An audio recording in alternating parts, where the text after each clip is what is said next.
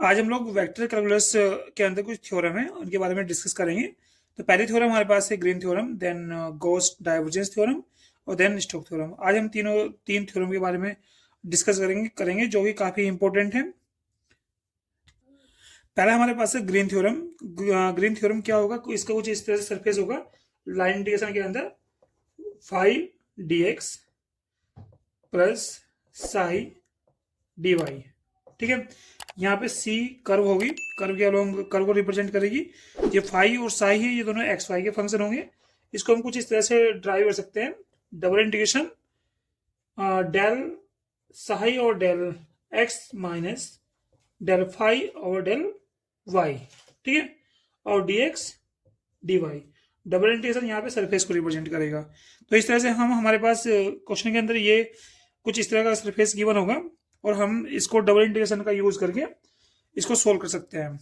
ठीक है, तो ये हुई हमारे पास ग्रीन थ्योरम। इसके बेस पे हम एक प्रॉब्लम देखते हैं। प्रॉब्लम हमारे पास है, प्रॉब्लम कुछ इस तरह से है हमारे पास कि वेक्टर एफ है sine Y I plus X one plus cos Y J, और ये कहता है कि इवेल्युएट कीजिएगा line integration F dot D R. ठीक है, तो where C is the circular path of X square plus Y square is equal to A square. चलिए इसको सोल्व करते हैं। तो यहाँ पे जब इसको सोल्व करेंगे तो ये पूछ रहा है हमारे पास line integration F dot D R. ठीक है, क्योंकि हमारे पास प्लेन कहाँ है, जो पाथ है वो हमारे पास एक्स वाई में है, तो इसलिए हमारे पास डी आर हो जाएगा I D x J D Y. ठीक है, तो यहाँ पे एफ कितना है हमारे पास, एफ है sine Y I plus X one plus cos Y J and dot multiple I D X plus J D Y. अब इसको डॉट मल्टीपल कीजिएगा तो ये हो जाएगा sine Y D X plus X one plus cos Y D Y. अब देखिए हमारे पास ये क्वेश्चन अभी जो मैंने बताया था आपको ग्रीन थ्योरम के बारे में, तो ये हमारे पास अगर मैं इसकी कंपेयर करूं इससे five D X plus psi D Y से, अगर हम इसको कंपेयर करेंगे तो फाइव हमारे पास हो जाएगा साइन वाई एंड साई हमारे पास हो जाएगा X one plus cos Y. अब फाइव हमारे पास हुआ X one plus cos Y. अब यहां पे हम लोग यूज करेंगे Green theorem, using Green theorem. अब ग्रीन थ्योरम क्या है, ग्रीन थ्योरम जस्ट मैंने अभी डिस्कस किया कि five D X plus side D Y अगर हमारे पास है तो हम लोग इसको डबल इंटीग्रेशन डेल साई और del X minus del phi और डेल वाई करेंगे और यहाँ पे डी एक्स डी वाई। तो चलिए इसको डबल इंटीग्रेशन डेल साई और del x that is one plus cos y, x का वन हो जाएगा यहाँ पे पार्शियल डेरिवेटिव, तो one plus cos y minus del psi del y, तो फाइव कितना डेल फाइव और डेल वाई, फाइव कितना हमारे पास साइन वाई, तो ये हो जाएगा हमारे पास minus K cos Y D x D Y. तो इससे कैंसिल, तो हमारे पास हो जाएगा, ये हमारे पास हो जाएगा भाई double integration by one d x D y, और हम इसको ये भी कह सकते हैं डी एक्स डी वाई। अब देखिए हमारे पास जो पाथ है, पाथ हमारे पास है एक सर्कल। ठीक है, एक्स स्क्वायर जिसकी इक्वेशन क्या है, X square Y square is equal to A square. अब मैंने आपको बताया ये जो हमारे पास double integration D x D Y है ये रिप्रेजेंट करता है किसी भी सरफेस के एरिया को, और सरफेस क्या हमारे पास एक सर्कल है, तो सर्कल का एरिया क्या होगा, सर्कल का एरिया है यहाँ पे पाई आर स्क्वायर, और आर कितनी है हमारे पास ए, रेडियस कितनी है ए है, तो इसका एरिया हो जाएगा डायरेक्ट हम लिख सकते हैं इसको पाई ए स्क्वायर। तो हमारे पास ये जो प्रॉब्लम है, इस पूरी प्रॉब्लम का जो आंसर है एफ डॉट डी आर, ये हमारे पास क्या है पाई ए स्क्वायर। तो ये हुआ इसका हमारे पास सॉल्यूशन। ठीक है, तो इस तरह से हम लाइन इंटीग्रेशन के क्वेश्चन को सोल्व कर सकते हैं। अब नेक्स्ट थ्योरम हमारे पास है स्टोक थ्योरम।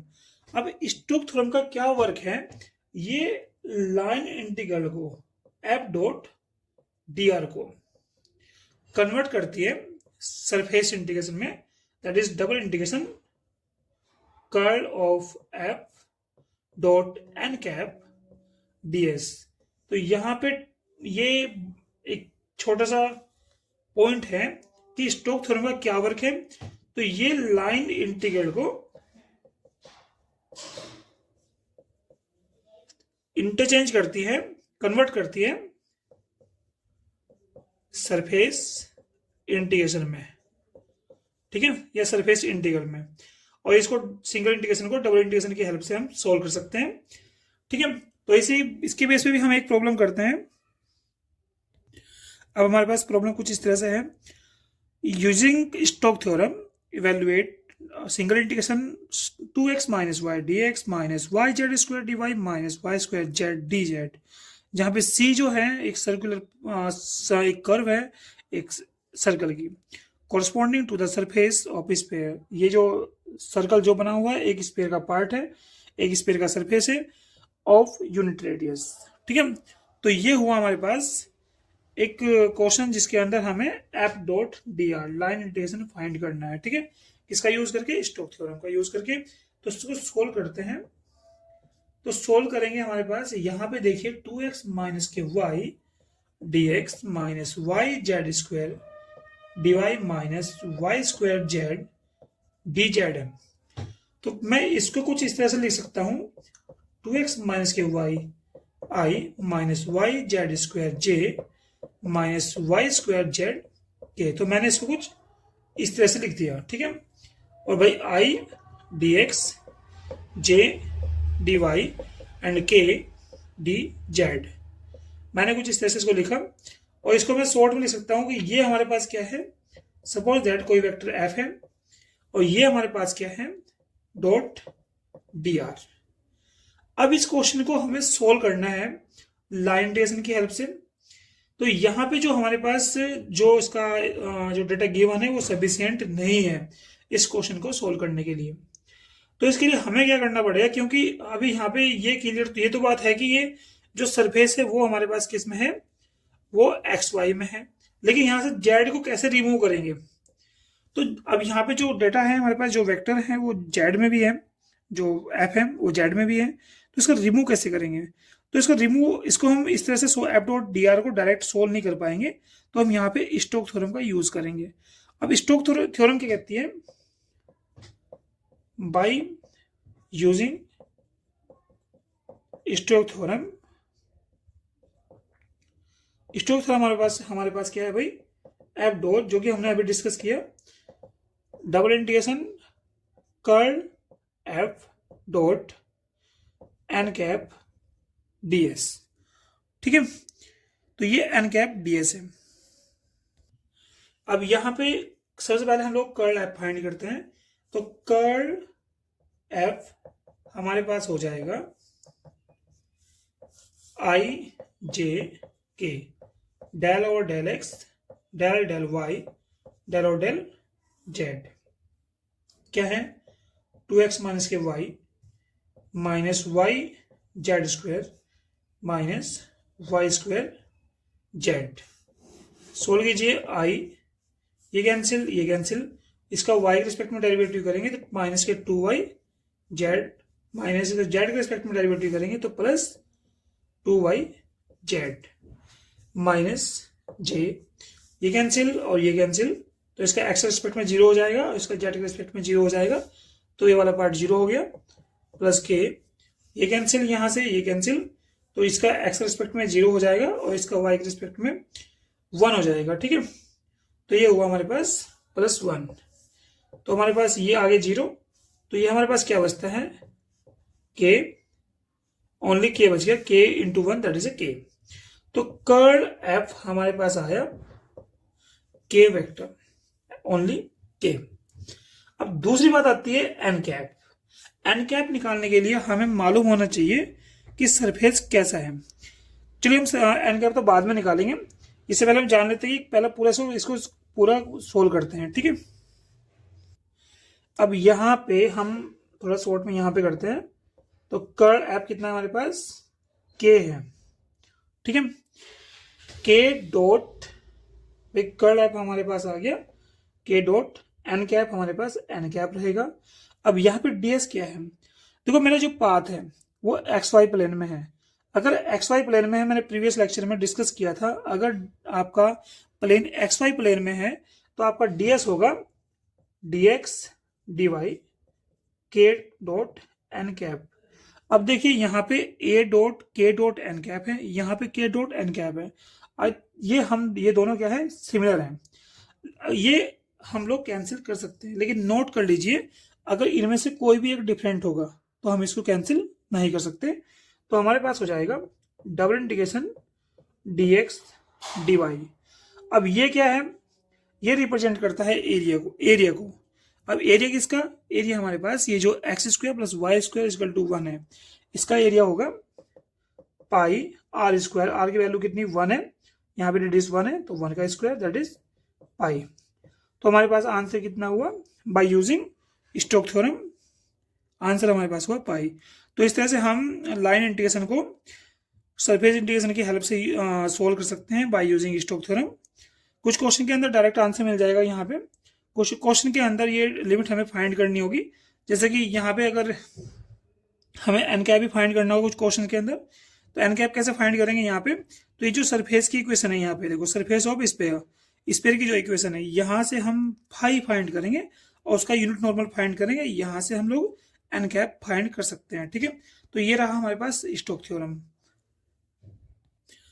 अब नेक्स्ट हम डिस्कस करते हैं Gauss divergence theorem. This is the last theorem and last point of vector calculus. तो इसका क्या वर्क है हमारे पास, ये सरफेस इंटीग्रेशन को that is F dot n cap ds को ये कन्वर्ट करता है ट्रिपल इंटीग्रेशन में, डाइवर्जेंस ऑफ एफ dv। तो इस तरह से हमारे पास ये सरफेस इंटीग्रेशन है। यहाँ पे ये बड़ा इंपॉर्टेंट क्वेश्चन है, सरफेस इंटीग्रल, और ये हमारे पास है वॉल्यूम इंटीग्रल। ठीक है, तो इसका वर्क है सरफेस इंटीग्रेशन को वॉल्यूम इंटीग्रल में कन्वर्ट करना। ठीक है, चलिए हम इस पे भी एक प्रॉब्लम बनाते हैं। अब देखिए ये कहता है कि यहाँ पे इवेल्युएट कीजिएगा F dot n cap ds that is a surface integral, और यहाँ पे एफ भी गिवन है, और यहाँ पे सरफेस क्या है, वो क्यूब का सरफेस है, क्यूब बाउंडेड बाई, लेकिन यहाँ पे क्यूब का सरफेस तो गिवन है, क्यूब का डायमेंशन तो गिवन है, x equal to 0 to 1, y equal to 0 to 1, z equal to 0 to 1, लेकिन यहाँ पे क्यूब का सरफेस की इक्वेशन गिवन नहीं है, जिसकी वजह से हम लोग F dot n cap ds direct find नहीं कर सकते, क्योंकि एन कैप फाइंड करने के लिए हमें जरूरत है स्केलर पॉइंट फंक्शन की। ds फाइंड करने के लिए हमें ये क्वेश्चन के अंदर डिफाइन होना चाहिए था कि यहाँ पे ये जो क्यूब है ये कौन से प्लेन में वेरी करता है, ठीक है, कौन सा सरफेस इसका। तो यहाँ पे ऐसा कुछ भी नहीं, तो इसके मतलब हम लोग direct F dot n cap ds find नहीं कर पाएंगे। तो इसके लिए हम लोग गॉस डाइवर्जेंस थ्योरम यूज करेंगे। यूज क्या है, गॉस डाइवर्जेंस थ्योरम क्या है, double integration F dot n cap ds is equal to triple integration divergence F dv। ठीक है, चलिए इसको फाइंड करते हैं।